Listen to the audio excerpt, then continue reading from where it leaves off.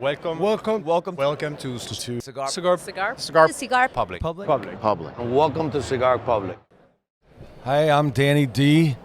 I am the Vice President of Sales and Marketing at Tobacco Plaza and the CFO of La Sirena Cigars. And welcome to Cigar Public. Thank you. All right, so thank you for coming by our great studio here at PCA Floor 2023. How are you today, sir? Very good. Very good. So how many PCAs have you been to now at this point? 15. Wow. Well, no, not 15 PCAs. When I started, it was It was under a different name. IPCPR Right. or even, no, I started before that. I don't remember what the names were, but the names Right. changed. I've been here for 3 name changes. All right, awesome. So you've been around, you know the industry pretty well, and you've definitely cut your teeth in this industry long before. So let's talk a little bit about your wholesale involvement and your retail. Let's start with the wholesale. How did you get into this, and what was the impetus to you getting into this industry in the first place? Well, to get in the cigar industry in the first place, I was in construction my whole life, family business, and my father was dying of cancer, and he knew that I didn't want to stay in the business without him. You know, to me, it was being with my dad. I made my money in construction, but he said, "What are you going to do when I'm gone?" I said, "I don't know." He said, "Find something you love and do it."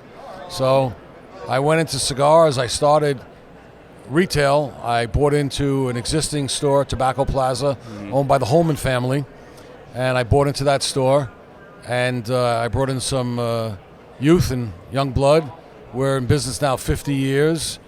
Marshall started 50 years ago. We celebrated our 50th anniversary last year, and we make 50th anniversary cigars. We made a 40th anniversary cigar with Padron.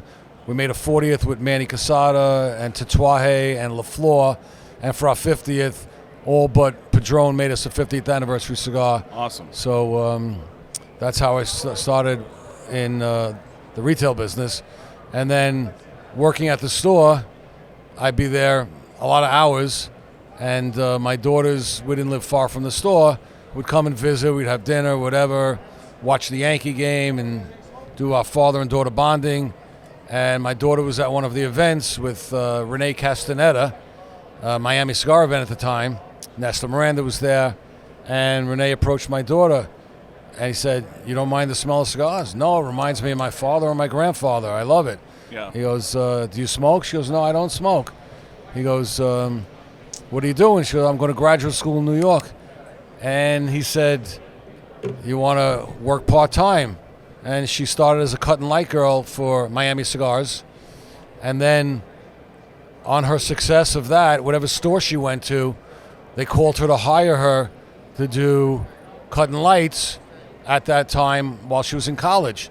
She actually did Bill Paley's opening of La Polina in Manhattan. She worked for a lot of the Manhattan stores, my store, some Long Island stores, doing cut and lights. And then Renee, we're doing a multi-vendor event in Manhattan at Cigar Inn, I think it was. And she was in charge of the Miami. There was another girl doing the, at the time, Eric and Eddie E&O were there, my father's cigars. So she was in the humidor selling Miami, and she sold out of all the cigars. And she said, "Okay, what's the next step?" And Renee taught her about cigars and smoking, and then we went to Christian Aurora's farm, and she learned more, and then Nestor offered her a partnership, and they opened up La Sirena Cigars about 14 years ago, and we were partners with Miami Cigars and Nestor Miranda, and then Ariel outgrew them. We still have a great relationship, but we bought them out, and now she is La Sirena Cigars, and I'm the money. Absolutely. So let's take a look at cigar culture as it is right now. Is there something you're seeing as far as demographic shifts? Are you seeing an influx of a certain type of person, a certain group of people that fit a certain demographic that you didn't before? Is any demographic range growing in this industry? Well, the demographics have definitely changed in the cigar industry. Again, everyone knew about it as your grandfathers or your fathers smoke. Right. And Ariel was part of changing that history, brought women in. And then you have a lot more younger people. When I say young, I'm not talking about teenagers. Right, I'm talking about of course. kids graduate college, and the first thing they want to do is have a drink and a cigar. Celebrate. And it's a celebration. It's a lifestyle. Mm-hmm. And, we're not talking about the bodega cigars. We're talking about premium cigars. Right. Premium cigars start at $9, Right. and they go up to $100 and more. And more, But yeah. the average price in my store is about $14.95 now, and that's with the New York tobacco tax, where it used to be an average price of $7.95. Right. So prices have changed, but at the time, demographic has changed. And if the younger generation, the college kids and graduate kids and that, if they weren't smoking, the cigar industry would be in a lot worse shape. Yes. Because unfortunately, my father is dead, and other people's grandfathers and fathers are Right. moving on. So the torch is being passed to the younger generation. And when I say younger generation, I'm talking the 30 to 50. Right. Right. So let's talk about some of the challenges you face as a retailer. What are some of the toughest things that you have to overcome and address on a regular basis to make your business endeavors successful? Well, the first thing is tobacco tax. Yeah. In New York, we have a 75% tobacco tax. It's exorbitantly high. If I buy a box of cigars for $100, it costs me $175. If the internet bought that box for $100, it's costing them, and they're selling it with a 20% discount at $180. Right. So they're selling it for $5 more than it costs me. Yeah. So that's our biggest challenge. We can't compete with the internet. We're brick and mortar. Mm-hmm. So we have to do things that they don't do. Right. And you can't smoke a cigar online. Right. That's right. So Online, they're limited to selling just cigars. You can now we give an experience. You have to capitalize on the fact that you can give them the experience that online can't. Right. Yeah. So and along with that has to be the interpersonal connections that are formed with 100%. that. It's all about relationships. Right. Every business is, but this business definitely It is. seems more so than any business I've ever seen. Yes. Is that the interpersonal connections that are just an absolute must are the most. It's most evident in the cigar industry. Oh, 100%. Yeah. I mean, I've been in business my whole life, and everything's based on relationship. But cigar business, I mean, it's a very welcoming business.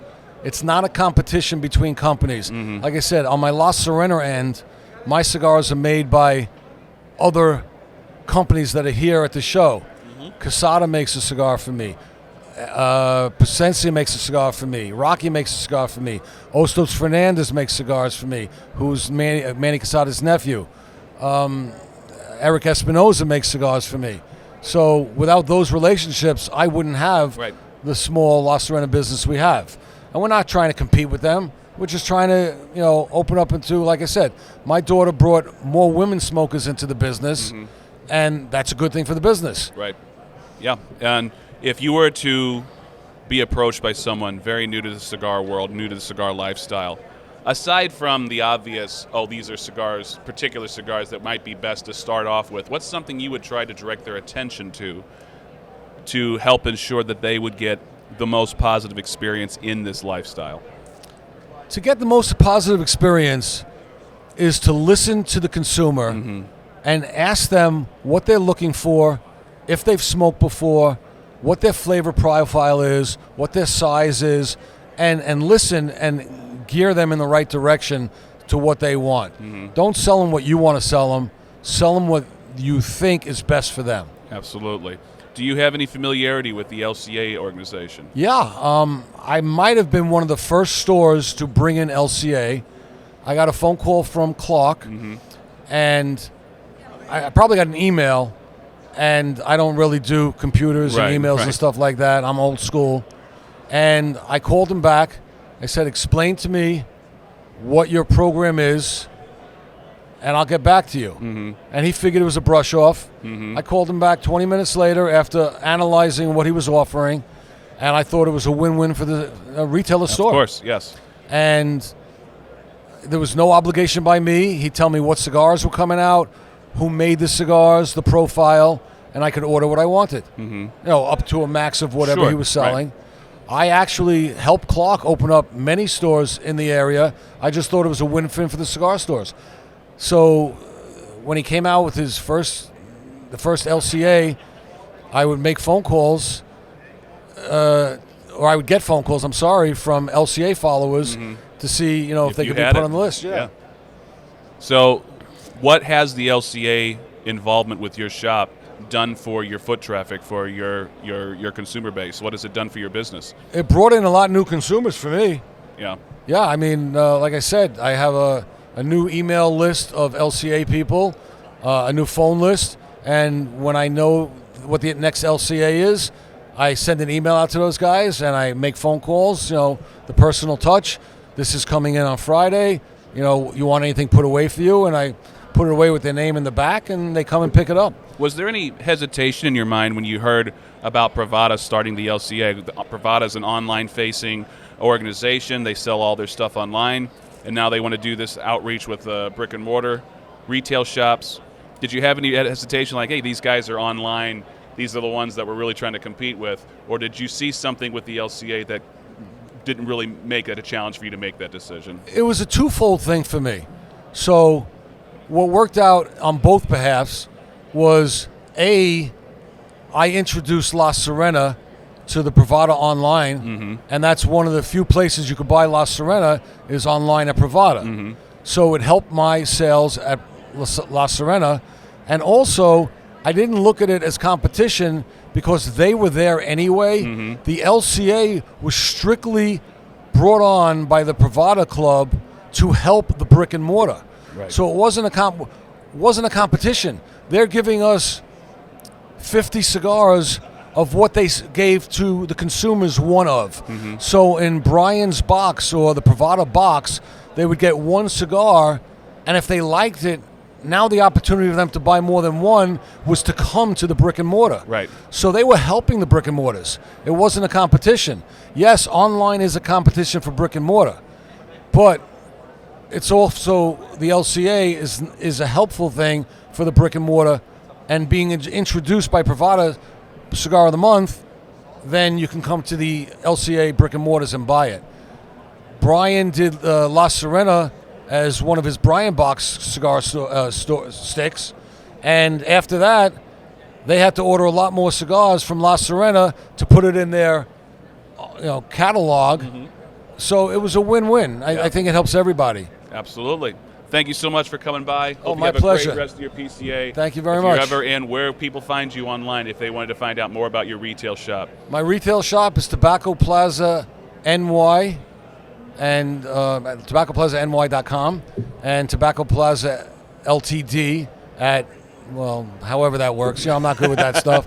And then La Sirena Cigars, info at La Sirena Cigars, Danny at La Sirena Cigars. Again, I don't know that stuff, but La Sirena's been around 14 years. Tobacco Plaza's been around 50 years, and with the help of LCA and all the other companies out here, it's a partnership. Good. Yeah. Absolutely. Danny, thanks so much. Thank you. Appreciate it for your time, buddy. Have a great day. Thank you.